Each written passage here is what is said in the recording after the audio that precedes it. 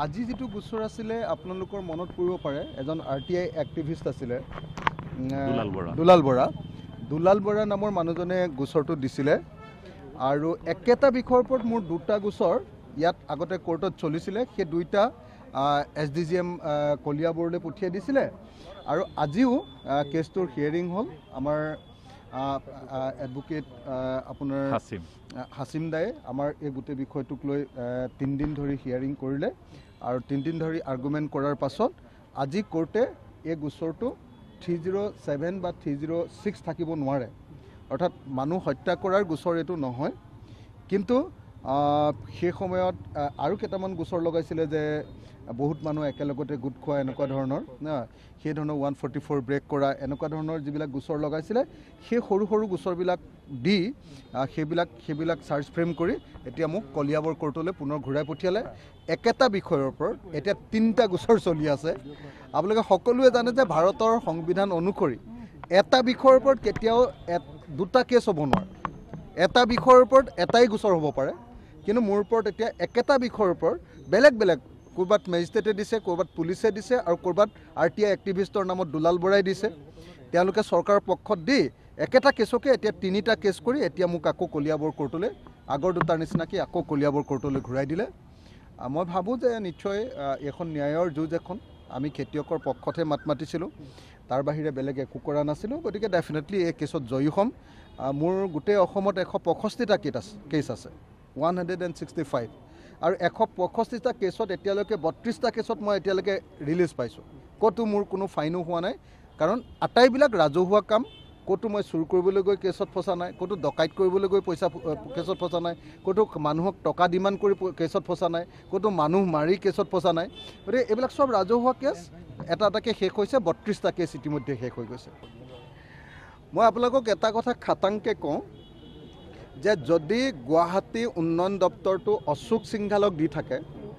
তেতিয়াহ'লে গুৱাহাটীৰ কৃত্ৰিম বানপানীৰ সমস্যা আৰু গুৱাহাটীৰ প্ৰধান সমস্যাবিলাক কেতিয়াও সমাধান নহয় মই ভাবোঁ যে অশোক সিংঘাল নামৰ বেপাৰীজনক মানে গুৱাহাটী উন্নয়ন দপ্তৰটোৰ পৰা আঁতৰাই দিব লাগিব কেলৈ তেখেত নিজে এজন বিল্ডাৰ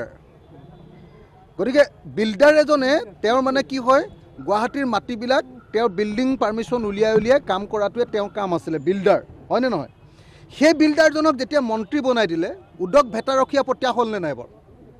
এতিয়া সেই মন্ত্ৰীজনে ক'ত মাটি আছে ক'ত মাটি দখল কৰিব পাৰি ক'ত মাটি লৈ তেওঁ ডাঙৰ বিল্ডিং বনাব পাৰি ক'ত এপাৰ্টমেণ্ট বনাব পাৰি ফ্লেট বনাব পাৰি ক'ত বিজনেছ হাউচ বনাব পাৰি এইবিলাক ধান্দাত থাকে তেওঁ অনবৰ তেওঁ বেপাৰ কৰিবলৈকে অসমলৈ আহিছিলে হয়নে নহয় ককাবলৈকে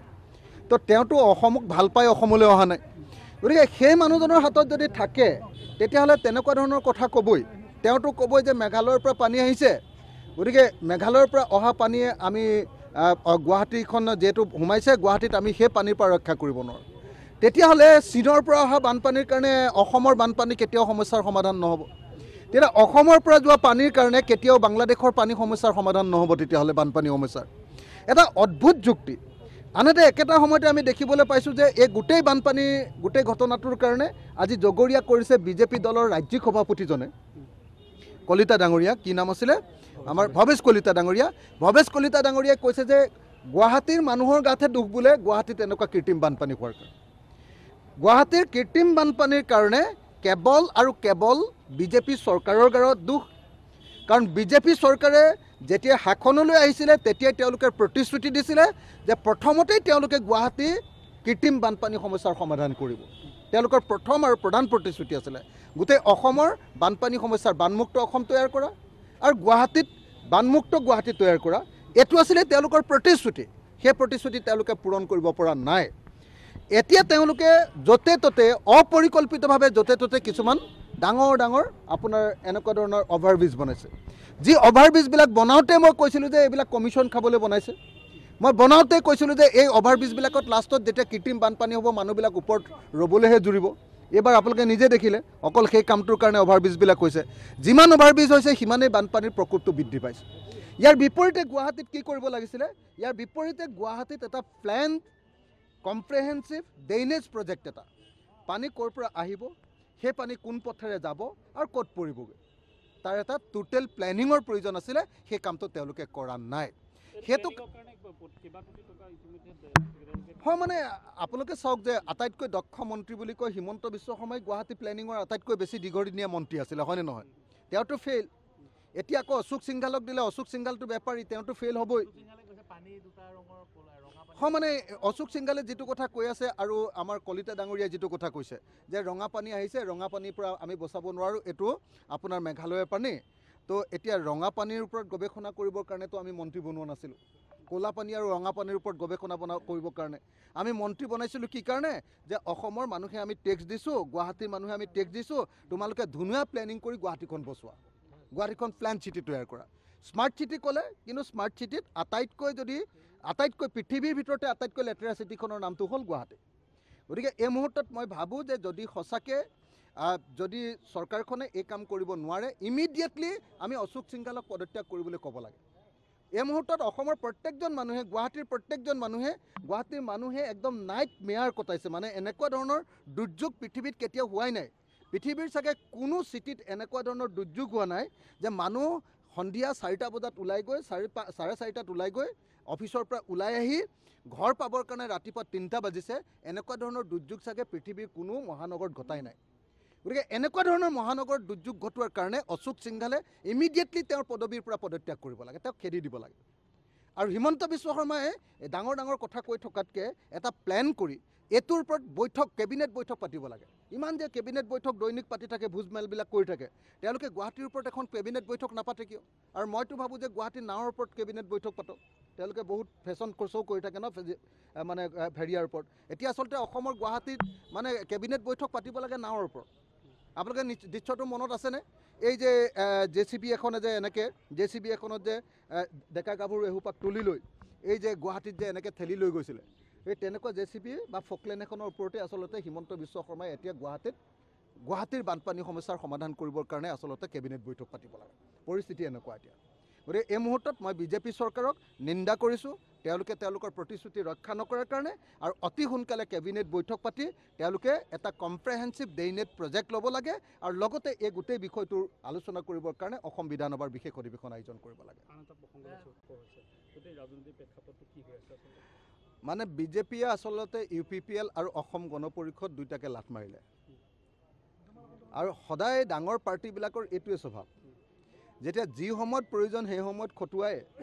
আৰু যি সময়ত তেওঁলোকৰ অৱস্থা ভাল হৈ যায় বা যি সময়ত তেওঁলোকে ক্ষমতাত থাকে সেই সময়ত লাট মাৰি দিয়ে এতিয়া আচৰিত কথা যে একেটা সময়তে UPPL আৰু বিজেপিয়ে একেটা সময়তে আপোনালোকৰ BTC প্ৰশাসনটো চলাই আছে এতিয়া যেতিয়া ইলেকশ্যন আহিলে হঠাতে কৈ দিলে যে আমি UPPLৰ লগত ইলেকশ্যন নেখেলোঁ কেলে গোটেই BTAD এলেকাত UPPLক খেদি লৈ তাত বিজেপিৰ মানে সংগঠন কৰিব লাগে এইটোৱে হ'ল বিজেপি দলৰ নীতি এইটোৱে হ'ল তেওঁলোকৰ মিত্ৰতাৰ ধৰ্মৰ প্ৰতি থকা তেওঁলোকৰ অশ্ৰদ্ধা আনহাতে অসম গণ পৰিষদক কৈ দিলে ইতিমধ্যে যে অসম গণ পৰিষদৰ লগত তেওঁলোকে পঞ্চায়ত নিৰ্বাচন একেলগতে নেখেলে বেচেৰাহঁতে ইমানকৈ চাওকচোন গোটেই অসম গণ পৰিষদটো জন্ম হৈছিলে বিদেশী খেদিবৰ কাৰণে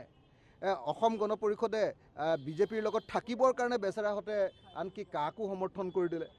কাৰ পক্ষত বিদেশী আনিব লাগে বুলি যিখন আইন সেই আইনখনৰ পক্ষত আনকি ভোট দি দিলে বেচেৰাহঁতে গোটেই নিজৰ আদৰ্শ নিজৰ আঞ্চলিকতাবাদ নিজৰ জাতীয়তাবাদ অতুল বৰা কেশৱ মহন্ত সকলোৱে পৰিত্যাগ কৰি দিয়াৰ পাছত এতিয়া হঠাতে বিজেপিয়ে কৈ দিলে যেতিয়া ক্ষমতা পূৰা শক্তিশালী হৈ আছে তেওঁলোকে তেতিয়া বিজেপিয়ে কৈ দিলে যে নাই আমি পঞ্চায়ত নিৰ্বাচন অসম গণ পৰিষদৰ লগত নেখেলোঁ গতিকে অসম গণ পৰিষদ আৰু UPPL দুইটা দলকে এনেকৈ লাট মাৰিছে বিজেপিয়ে আৰু সেই লাট মৰাৰ পাছতো কিন্তু অতুল বৰাই একো ক'ব নোৱাৰে প্ৰমোদ বড়োৱে একো ক'ব নোৱাৰে বৰং মই আপোনালোকক কৈছোঁ যে যেতিয়া লাটটো খাই আছে নহয় লাটটো খাই থাকোঁতে অতুল বৰাই ভাবি আছে যে বৰ ধুনীয়া লাট দিছে দেই মোক আৰু এটা লাট দিয়া হ'লে ভাল আছিলে এনেকুৱা ধৰণৰ হৈ আছে পৰিস্থিতি কংগ্ৰেছৰ লগত এখন বৈঠক ইতিমধ্যে আমাৰ হৈ গৈছে অল পাৰ্টিৰ এখন বৈঠক হৈ গৈছে কালি পৰহি এখন বৈঠক হৈ গ'ল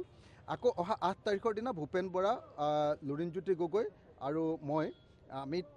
তিনিজনৰ এখন বৈঠক হ'ব কাইলৈ আমাক মাতিছে তো কাইলৈ আমি এবাৰ বৈঠক বহিম আমাৰ কথাটো খুব স্পষ্ট দেই মই একদম ক্লিয়াৰ কথা কোৱা মানুহ ভাল পালে বেয়া পালে সকলো সময়তে মই সদায় ক্লিয়াৰ কথা কোৱা মানুহ নে বিপদৰ সময়ত বেয়া দিনত আমাক ব্যৱহাৰ কৰি ভাল দিন অহাৰ পৰিৱেশ দেখিলে আমাক লাট দিলে আমি কেতিয়াও লগত নাথাকোঁ আমি আমাৰ স্বাভিমান লগত লৈ থাকিম আৰু সেইকাৰণে কংগ্ৰেছ দলক অতি স্পষ্টভাৱে জনাই দিব খুজিছোঁ যে উপ নিৰ্বাচনত আমি একেলগে খেলিব লাগে আৰু পঞ্চায়ত নিৰ্বাচনো একেলগে খেলিব লাগে আৰু পঞ্চায়ত নিৰ্বাচন উপ নিৰ্বাচন খেলি 26লৈকে আমি একেলগে আগবাঢ়িব লাগে আৰু এতিয়া অকণমান ভাল দিন আহোঁতে যদি কংগ্ৰেছেও বিজেপি দলৰ নিচিনাকৈ আমাৰ আপোনাৰ এলায়েন্সৰ পাৰ্টনাৰবিলাকক যদি এৰি থৈ যাব খোজে তেতিয়াহ'লে আমি কেতিয়াও এই কথাটো সহ্য নকৰিম সেইকাৰণে অতি স্পষ্ট মোৰ ক্ষেত্ৰত লোকঢাক নাই আমি বিজেপি বিৰোধী আমি বিজেপিক খেদিম আমি বিজেপিক হৰুৱাম তাত আমি দৃঢ় প্ৰতিজ্ঞ কিন্তু একেটা সময়তে বিজেপিৰ কি কয় কংগ্ৰেছ দলেও যদি গণতান্ত্ৰিক নীতি নিয়ম মানি নচলে আৰু যদি আমাক হেঁচা মাৰি ধৰি তেওঁলোকৰ দৰকাৰৰ সময়ত আমাক ব্যৱহাৰ কৰে আৰু অদৰকাৰৰ সময়ত আমাক লাদ মাৰি দিব খোজে তেতিয়াহ'লে আমি তেওঁলোকৰ লগত নাই এই কথাটো স্পষ্টকৈ কৈ দিছোঁ